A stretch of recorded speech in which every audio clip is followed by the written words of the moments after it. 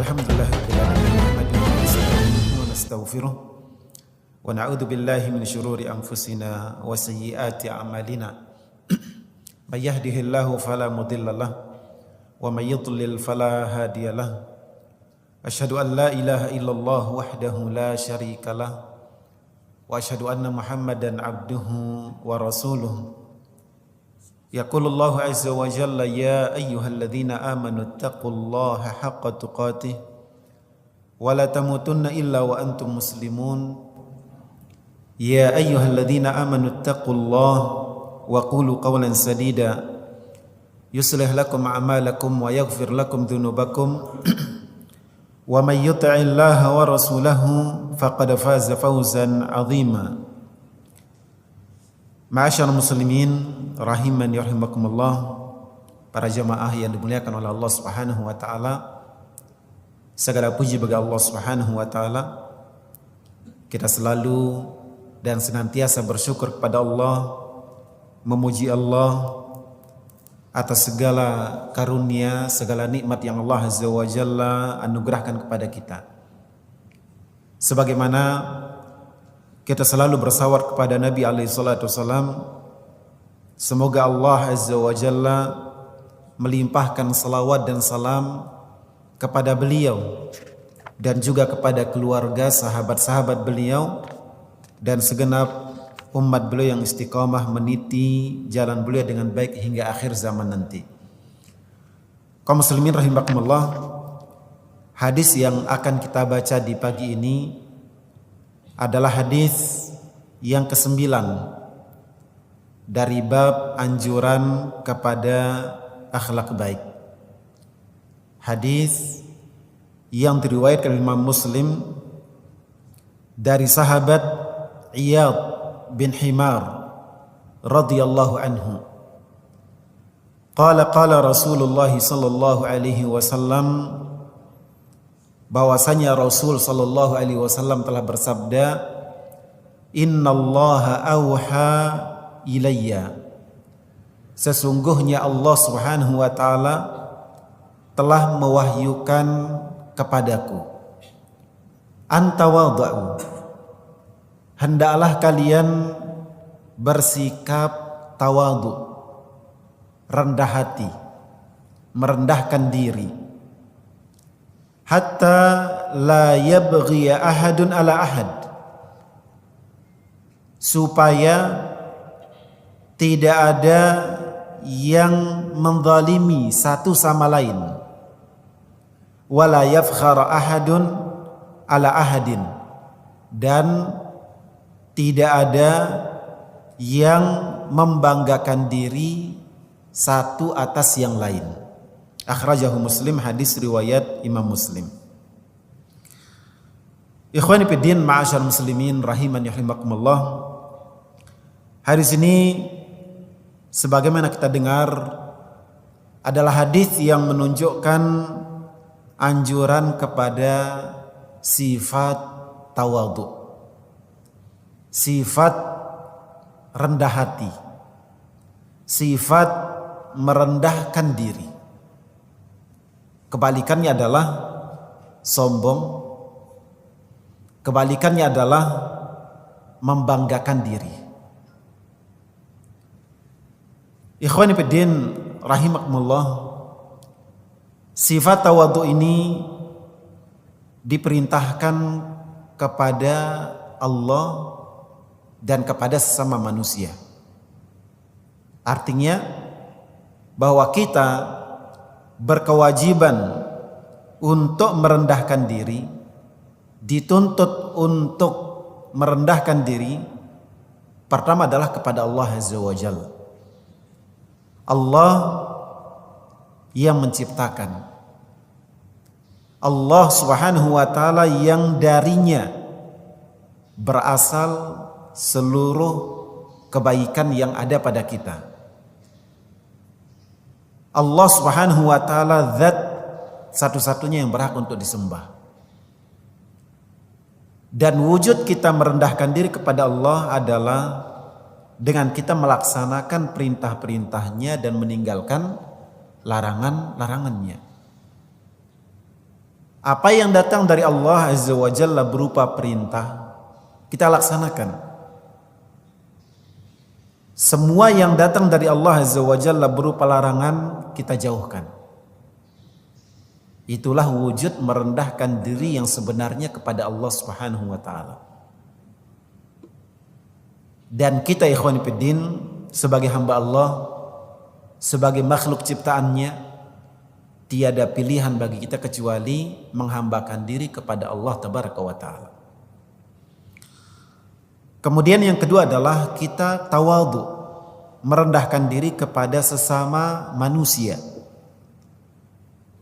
Baik itu kepada orang-orang yang di atas kita, yang memang Allah Azza wa Jalla perintahkan agar kita merendahkan diri kepada orang tua kita, kepada para ulama, kepada para pemimpin yang adil.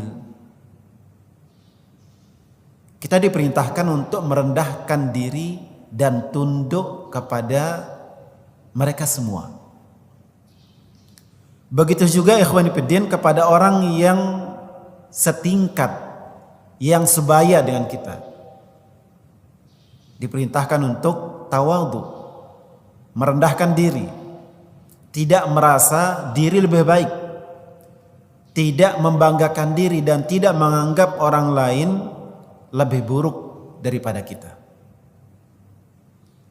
Maka ikhwan fillah, orang yang tawadhu, dia tidak akan menganggap dirinya lebih berilmu, menganggap dirinya lebih bertakwa, lebih wara', kemudian menganggap orang lain di bawahnya.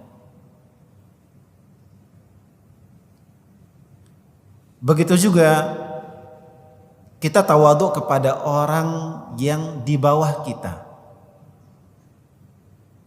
Nabi kita alaihi salatu wasalam telah diperintahkan oleh Allah Azza wa Jalla untuk tawadhu kepada orang-orang beriman yang tidak lain adalah pengikut beliau sallallahu alaihi wasallam. Allah Tabaraka wa Ta'ala berfirman, "Wakhfid janahaka limanittaba'aka minal mu'minin." Wahai Rasul, rendahkan dirimu. Kepada siapa? Kepada orang-orang beriman yang mengikutimu.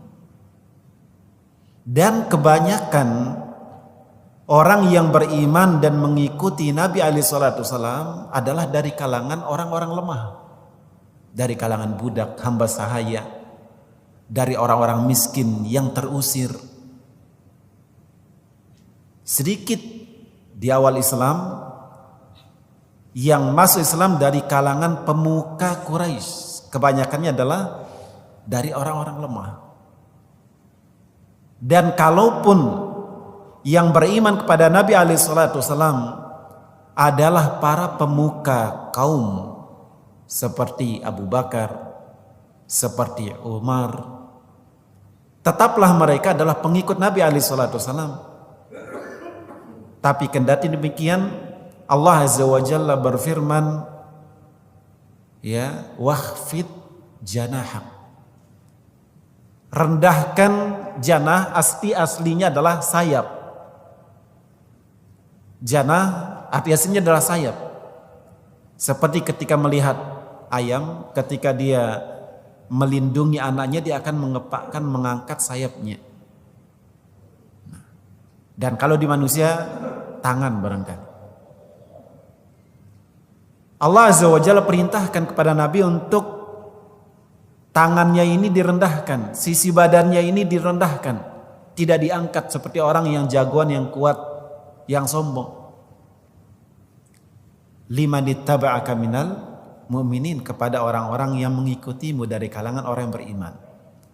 Jika Nabi alaihi salatu wasallam diperintahkan untuk tawadhu, maka kita lebih pantas untuk bertawadhu. Ikhwani fiddin rahimakumullah. Kemudian ada yang istimewa di dalam hadis ini, yaitu Nabi kita alaihi salatu wasallam, beliau memberikan pengantar untuk sabdanya, untuk hadisnya dengan mengatakan innallaha auha ilayya. Sesungguhnya Allah Azza wa Jalla telah mewahyukan kepadaku. Umumnya biasanya Nabi kita alaihi salatu wasalam bila menyampaikan hadis, beliau akan sampaikan langsung. Apa yang beliau hendak sampaikan, boleh sampaikan. Sebagai ucapan beliau, sebagai hadis yang datang dari beliau sallallahu alaihi wasallam. Tapi di sini Nabi kita alaihi salatu wasallam mengatakan sesungguhnya Allah telah mewahyukan kepadaku. Dan memang sebenarnya semua yang disampaikan Nabi alaihi salatu wasallam adalah wahyu dari Allah Azza wa Jalla. Sebagaimana firman Allah Azza wa Jalla, "Wa ma yantiqu 'anil hawa in huwa illa wahyun yuha." Semua yang Nabi sampaikan, perintah dan larangan kaitannya dengan urusan agama, maka semuanya berasal dari wahyu yang Allah wahyukan kepada beliau. Ada wahyu yang disampaikan kepada Nabi lewat perantara Jibril, ada wahyu yang disampaikan kepada Nabi tanpa perantara Jibril. Ada wahyu yang merupakan Al-Quran, ada wahyu yang merupakan hadis-hadis beliau sallallahu alaihi wasallam.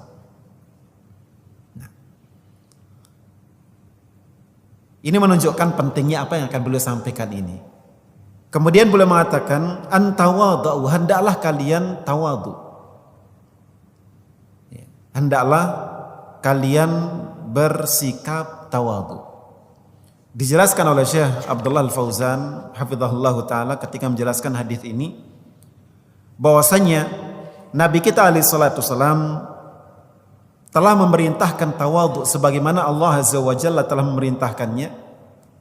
Nabi alaihi salatu wasallam memerintahkannya secara bahasa dan secara perbuatan. Bahwa Nabi alaihi salatu wasallam mengajak kita, memerintahkan kita untuk bersikap tawadhu lewat ucapan beliau dan lewat perbuatan beliau. Lewat ucapan seperti hadis yang kita baca sekarang, ataupun hadis yang berikutnya. Lewat perbuatan itu bisa dilihat dari sirah Nabi alaihi salatu wasallam. Dari perbuatan Nabi alaihi salatu wasallam. Di antaranya adalah hadis yang diriwayatkan oleh sahabat Anas bin Malik radhiyallahu anhu, dia berkata, "Kanatil amatu min imai ahlil madinati la ta'khudhu biyadi Rasulillah sallallahu alaihi wasallam fatantaliku bihi haitsu sya'at." Anas bin Malik radhiyallahu anhu, salah seorang yang berkhidmat untuk Nabi alaihi salatu wasallam, dia mengatakan, seorang wanita hamba sahaya penduduk Madinah, dia bisa untuk mengambil tangan Nabi lalu membawa beliau kemana dia mau. Seorang budak wanita, dia bisa mengambil Nabi, membawa Nabi kemana dia mau. Dalam riwayat lain, masih riwayat Anas bin Malik radhiyallahu anhu, dia mengatakan, annam ra'atan kana fi aqliha syai'un. Pernah ada seorang perempuan. Perempuan ini ada masalah di akalnya, ada masalah di otaknya. Faqalat ya Rasulullah, inna li ilaika hajah. Wanita ini mengatakan, wahai Rasulullah, saya punya kebutuhan padamu. Saya ada hajat padamu. Faqala ya umma fulan, unduri ayyasakaki syi'ti hatta aqdiya laki hajatak. Maka Nabi alaihi wasallam mengatakan, tidak dengan sombong, tidak dengan berat hati, beliau mengatakan, wahai ummu fulan, silakan lihat di gang mana, di tempat mana yang engkau sukai supaya aku tunaikan kebutuhanmu. Ya. Fakhala ma'aha fi ba'di turuki hatta faragat min hajatiha. Maka Nabi SAW kemudian pergi bersama perempuan tersebut di salah satu jalan dan menunaikan apa yang menjadi kebutuhan wanita tersebut. Seorang wanita yang tidak sempurna akalnya bisa membawa Nabi ke sebuah tempat untuk menunaikan kebutuhan wanita tersebut. Menunjukkan ketawaduan Nabi kita sallallahu alaihi wasallam. Ya. Wa anil Aswad qala sa'altu Aisyah ma kana an-nabiy sallallahu alaihi wasallam yasna'u fi ahli. Al-Aswad pernah bertanya kepada Aisyah tentang apa kebiasaan Nabi di rumah. Apa yang biasa dilakukan oleh Nabi di rumah. Ikhwan fillah, ketika berada di luar rumah mungkin bisa jadi kita sebagai orang yang luar biasa, yang hebat, yang disegani, yang dihormati, kebaikan pun banyak. Tapi kadang-kadang belum tentu itu terjadi di dalam rumah. Maka Al-Aswad ingin bertanya kepada Aisyah bagaimana keadaan Nabi di rumah. Dan tentu tidak semua melihat apa yang dilakukan Nabi di rumah beliau bersama keluarganya. Apa kata Aisyah radhiyallahu anha? Qalat kana fi mihnati ahli. Nabi alaihi salatu wasalam kalau di rumah maka beliau mengerjakan pekerjaan keluarganya, pekerjaan istrinya. Kerjaan istri itu apa? Biasanya ya, memasak, mencuci piring, membersihkan rumah, menjahit pakaian, ya. Itu yang dikerjakan oleh Nabi alaihissalam ketika berada di rumah. Beliau di rumah mengerjakan seperti yang dikerjakan oleh istrinya, membantu istrinya. Fa idza hadaratis salatu qama ila shalah. Tapi kalau waktu salat sudah tiba, maka beliau seperti tidak kenal siapa-siapa, langsung bangkit dan pergi menuju salat. Wa an Abi Hurairah radhiyallahu anhu anin Nabi sallallahu alaihi wasallam qala.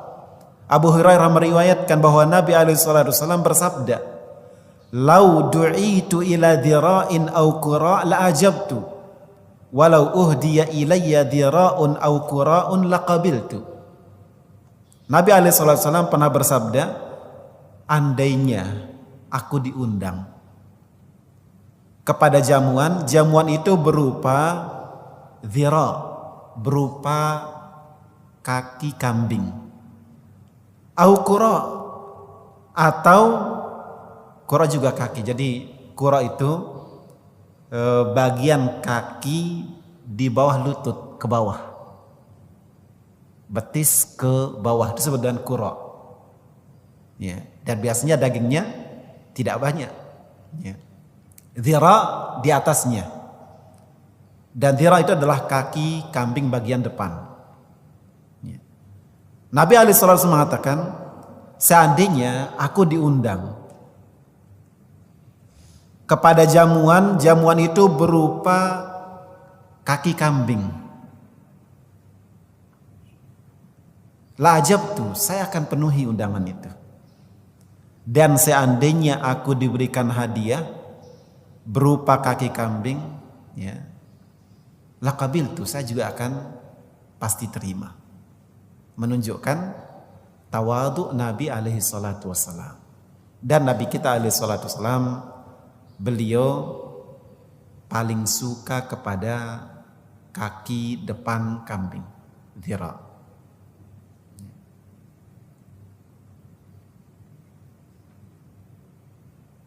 Wa kana sallallahu alaihi wasallam idza marra bisbyan sallama alaihim. Nabi kita alaihi salatu wasallam bila berjalan dan melewati anak-anak, salam alaihim, beliau mengucapkan salam kepada anak-anak tersebut, ya, anak-anak kecil. Kita kadang ketika bertemu dengan anak-anak, apa yang kita lakukan? Kita jaga wibawa, ya. Tidak mau menegur mereka kecuali kalau mereka duluan yang tegur. Tidak mau mengucapkan salam kecuali kalau mereka duluan yang mengucapkan salam. Ya. Benar bahwa ketika kita bertemu kita dengan anak yang lebih kecil, maka yang lebih pantas untuk memberi salam adalah yang kecil. Tapi jangan tinggalkan keutamaan memulai salam. Dan jangan tinggalkan melatih diri untuk bersikap tawadhu. Sikap tawadhu sama dengan sikap-sikap yang lainnya. Bisa dilatih, bisa dibiasakan. Dan salah satu cara untuk melatih diri untuk tawadhu adalah dengan mengucapkan salam kepada anak-anak kecil.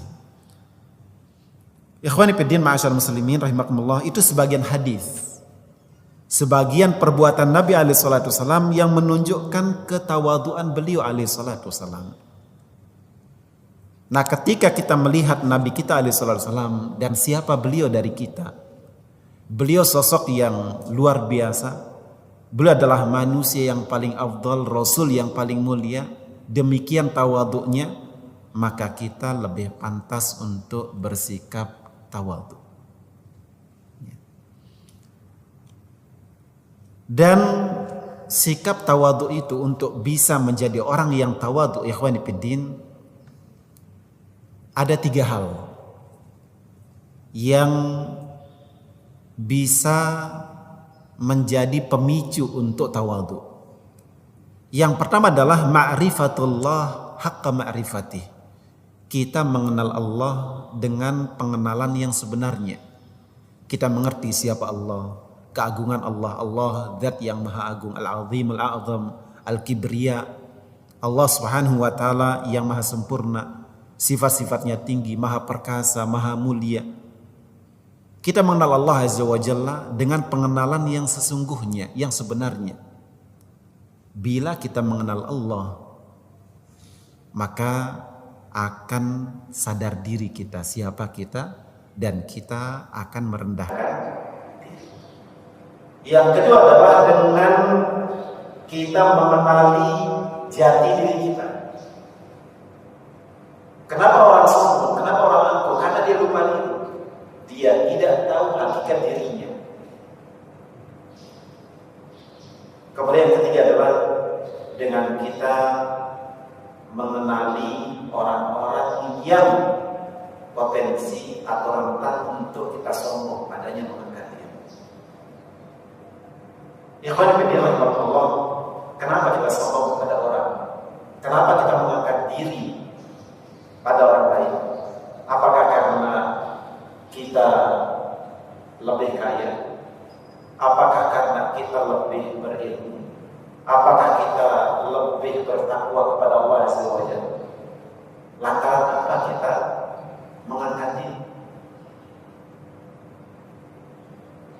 Kalau alasannya alasan kekayaan, alasan tempat tinggal, alasan lebih bagus kendaraan, kita semua diciptakan dari asal yang sama. Asal ciptaan kita semua sama. Adapun hal yang lebih, ya, itu adalah karunia dan pemberian dari Allah Azza wa Jalla. Allah yang berikannya, bukan karena permintaan kita. Allah memberikan kita rupa lebih bagus, bukan karena dulu ketika berada di rahim kita minta kepada Allah, kita berjasa apalagi kepada Allah, kemudian Allah berikan kelebihan rezeki kepada kita. Tidak. Murni pemberian dan karunia dari Allah Azza wa Jalla.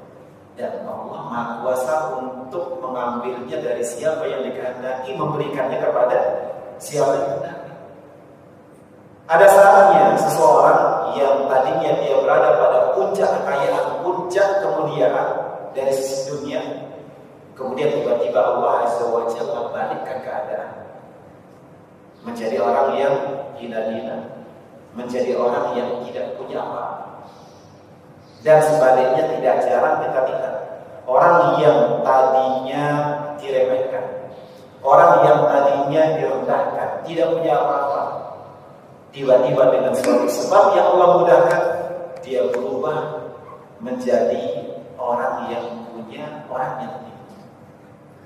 Dan itu semua mengingatkan kita untuk selalu tawadhu kepada sesama dan kepada Allah Subhanahu wa taala.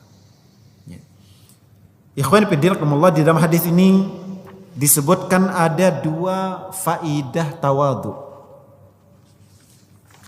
Dan ini faidah sosial. Faidah yang pertama adalah hatta la yabghi ahadun ala ahad, supaya tidak ada kezaliman satu sama lain. Seseorang ikhwan fillah ketika dia tidak tawadhu kepada orang lain, ketika dia merasa diri lebih baik, lebih bagus, lebih semuanya, dia sombong kepada orang lain, maka akan lahir kezaliman. Dari mana muncul kezaliman? Kezaliman muncul karena seseorang merasa dirinya lebih baik. Dia ambil harta orang, dia pukul badan orang, dia rusak kehormatan orang lain. Kenapa? Karena dia merasa diri lebih baik. Orang yang tawadhu, dan ketika tawadhu ada di tengah-tengah masyarakat, maka tidak akan ada kezaliman satu sama lain. Yang kedua adalah wala yafkhara ahadun ala ahad.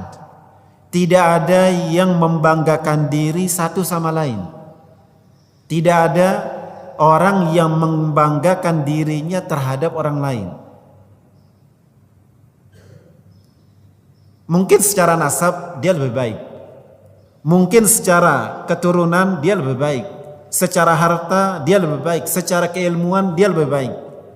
Apakah kemudian itu menjadi alasan untuk membanggakan diri dan menyombongkan diri kepada orang lain? Tentu tidak. Bahkan harusnya nikmat-nikmat itu semuanya semakin mendekatkan kita kepada Allah, semakin menjadikan kita syukur kepada Allah Subhanahu wa taala. Ya, dan bentuk syukur kita kepada Allah adalah dengan kita merendahkan diri di hadapan Allah dan merendahkan diri di hadapan manusia. Disebutkan dari Atha bin Abi Rabah. Atha bin Abi Rabah seorang tabi'in. Atha bin Abi Rabah.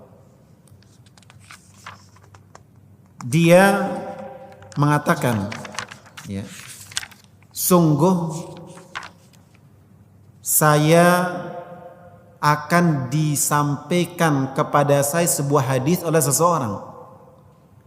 Disampaikan kepada saya sebuah hadis oleh seseorang, fa'unsitu lahu.